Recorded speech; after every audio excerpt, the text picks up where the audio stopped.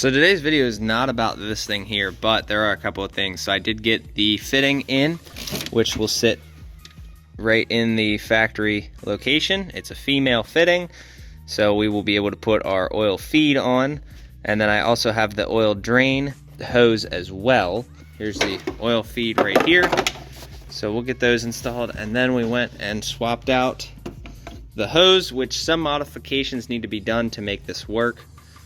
But you can see that the end is wallowed out because that's what they do. For some reason, the 12 valve has a bigger water neck inlet. That's not the point of this video. You guys ready to see the purchase that I made? I made a purchase. We got ourselves a new daily, okay? And I've been talking about this since last year. We said waiting until after winter, and I finally did it. I finally make the purchase. Here she is. I don't even know what year this thing is. I think it's an 80s something, but this is mine.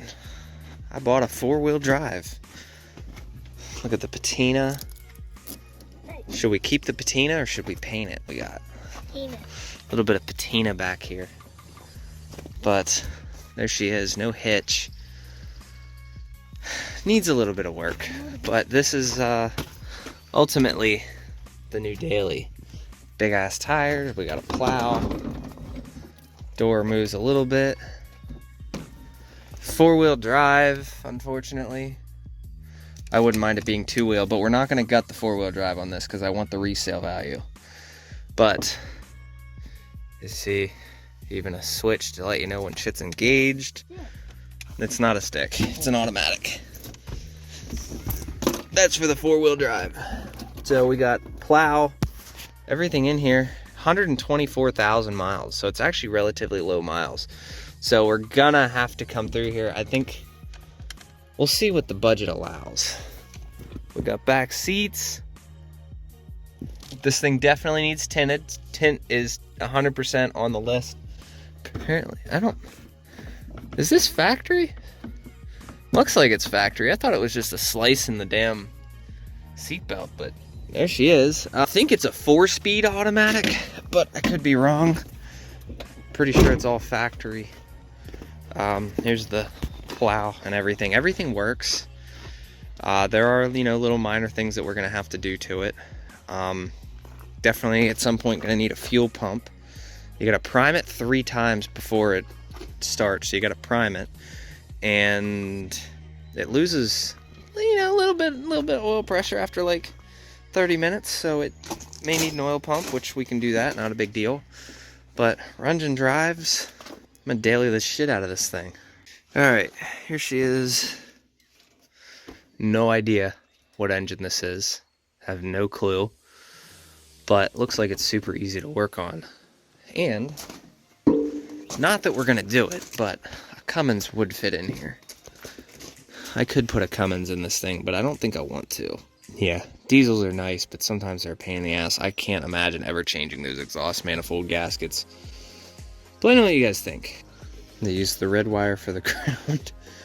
Oh yeah, there's definitely going to be a lot of things to do this thing, but it ultimately is decent. Let's see if she fires up. We get the plow up. We have our plow vehicle. I think it needs a little. I think something in the rear end. He said we need to do an oil pump eventually, which it runs great for about a half an hour before you start to drop on oil pressure. It doesn't go to 0, it just drops a little bit, and then fuel pump. So those are the 3 things. I like the patina. No, there's another side. You can go to the other side. Okay. Definitely gonna need a good detail and whatnot. So he said prime it 3 times. Hopefully it's not dead. There's 1. Let it prime. That 2nd gen chime. We'll have to fix the cluster at some point. I don't like that. And then 3.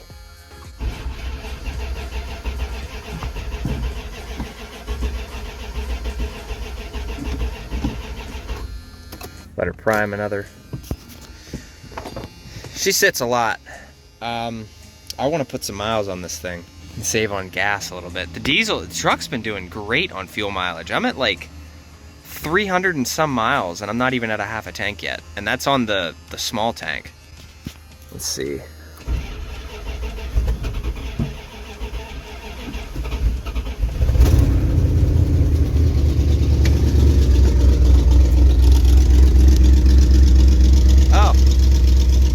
needs an exhaust.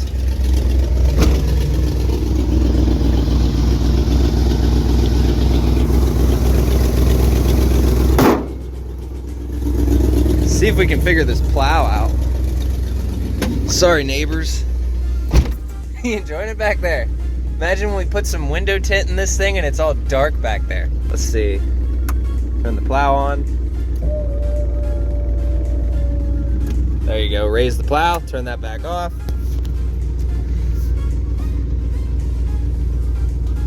E-brake.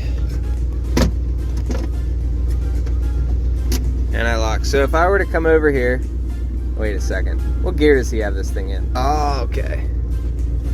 He did have it in 4 low. There's 4 high, there's 2 high.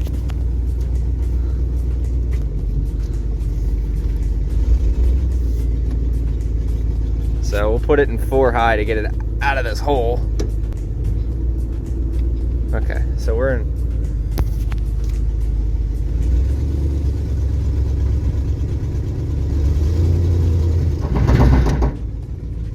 I think the tires scrub a little bit. Oh, and this window doesn't go down. Okay, so that's another thing we gotta work on. But we do have AC, which is this guy right here. AC works. All right, well, for the sake of it, I'm not gonna move it, but you guys get the point. Put her back into 4 low. I think it's in 4 low. There we go. Put the plow back down. There we go. Cool. So she fires up fairly well. This is mine. Cool. Sorry, neighbors, for waking you up. Need to turn that off. Internet, wood grain dash and whatnot. I told you guys I was gonna buy this thing. I don't know how many people actually believe me, but we're going next week to do the paperwork on it. And you're gonna hold on. Ugh. So, oh yeah, I see. Because of where she's sitting, I'm gonna hit the fender a little bit. But there you go. Super happy with that. All the lights are on. So we're gonna go, once that's in my name and I can drive it, then this is gonna start getting torn apart. I wanna get this all sandblasted because I've been digging this look of the undercoating. So I think what we're gonna end up doing, that's getting powder coated, the front's getting powder coated, and then we're gonna also try to do away with this, and the chrome, and we're gonna do this, and this I might leave alone because this is fine, but it's getting undercoated. So like this, I want undercoated, so we'll try to like primer that, scratch it up and paint it, and then the wheels, I'm gonna try to get rid of the chrome as well. And then these need to get cut off. Again, cutting off the hooks. No, I'm not doing a hitch mounted winch. I want it in the bumper. It's what I want. For me to put it in the hitch is gonna be so impractical and make this thing too long. It's just, for me, I don't want it. But this thing is just looking awesome with the headache rack. Always love the look. It's gonna look even better when we pull it out a little bit, throw a stack up. Gonna have to move that light over a little bit. Haven't mounted the switch yet with having the pods up there, but they don't stay on for very long. So we'll run the stack and the out the back. I'm gonna leave that just like that. And then the bigger tires and the mud flaps. No rebel flag. I got your comment about the rebel flag mud flaps to piss the Karens off. I'm not. No rebel flag here. I've never live up north, so there's no reason for that up here. All right, so if you guys ever get one of those seized, there is a spot for you to put a 16. The top part is, let's see, that's a 16, and then the nut is also a 16. So I've been spraying the shit out of it, just like I've been spraying those as well. And I finally got it to break free, and we were able to get both ends tightened down. So now we have the feed done, and we have a drain down there. I just need to put some clamps on it. Had to get rid of the nuts, and unfortunately had to get rid of this guy here, because with the swap you can't, let me see here, you can't use that because that's going to get in the way. So that kind of sucks, but it is what it is, because on the common rail it comes in from the side.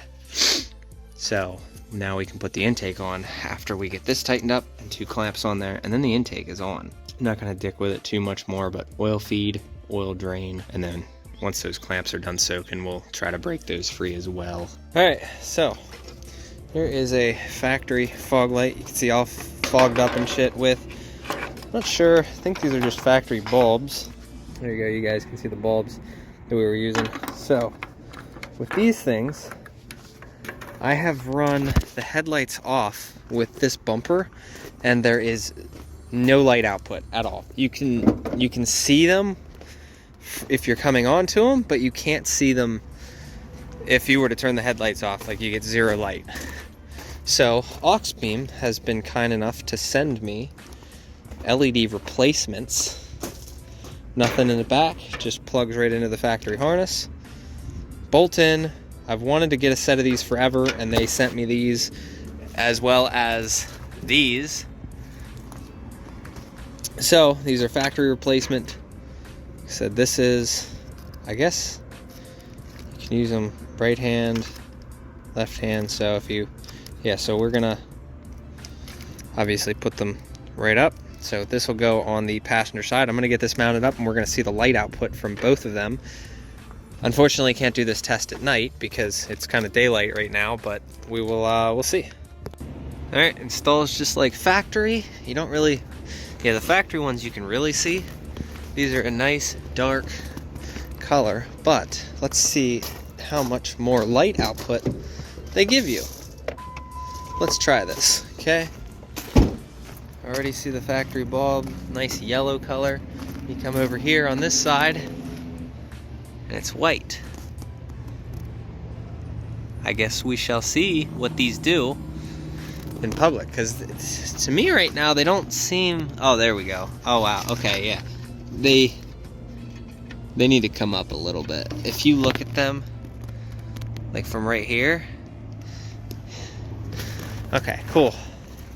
So they're aimed down a little bit. Like if you look at them from the right angle, they're really bright. So it's kind of how LEDs are, but we'll see. Let's get this one out, because this thing does not have any light output whatsoever. Like, you can see it all back here. Let's go over to this side. Guess we'll see.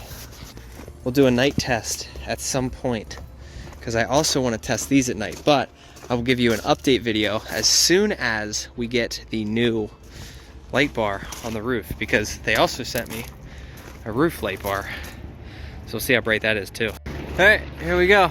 We have white lights. They're aimed down a little bit. I could angle them up. There is, up in there, there is an adjustment.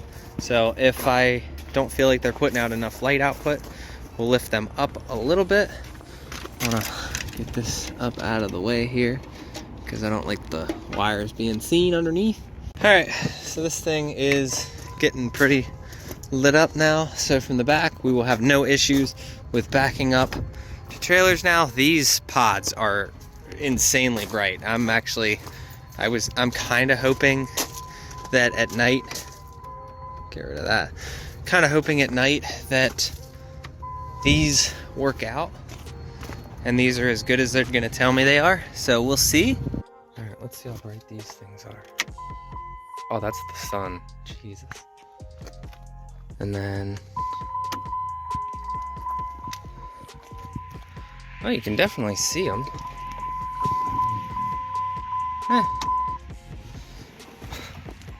Big difference. Guess we just play the waiting game. Now, I have a couple of questions for you guys, because yes, I do read all of the comments. I need you guys to tell me, what do you want to see with the Ramcharger, okay? We have a couple of options. No, I'm not doing a motor swap. I'm not going to tell you I'm going to do anything crazy, because chances are good I'll probably turn around and sell the thing anyway. So, while I do have it, what do you guys want to see with it? What do you want to see me do with it?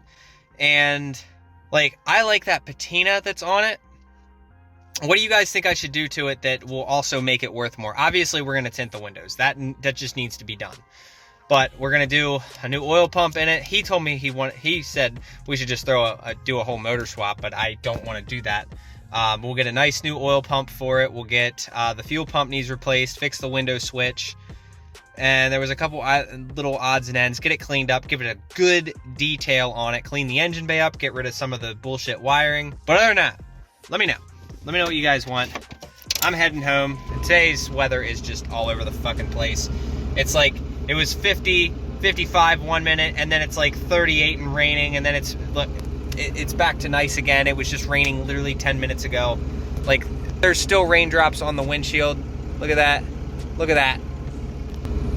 So, I don't know. If you guys want to support the channel, go check out my Amazon affiliate links down below. Also, go check out Celsius.network, a really secure place to store your crypto that is going to pay you interest, because that's where I pretty much store all of my crypto that they support.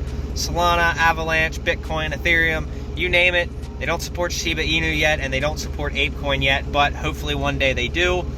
And if they do, I will transfer all my stuff over to that, holding long term. Hopefully this is a really good year for crypto, and I'm just eating up these dips. Every time it dips, I'm buying more. So, hope you guys enjoyed. See you in the next video. Later.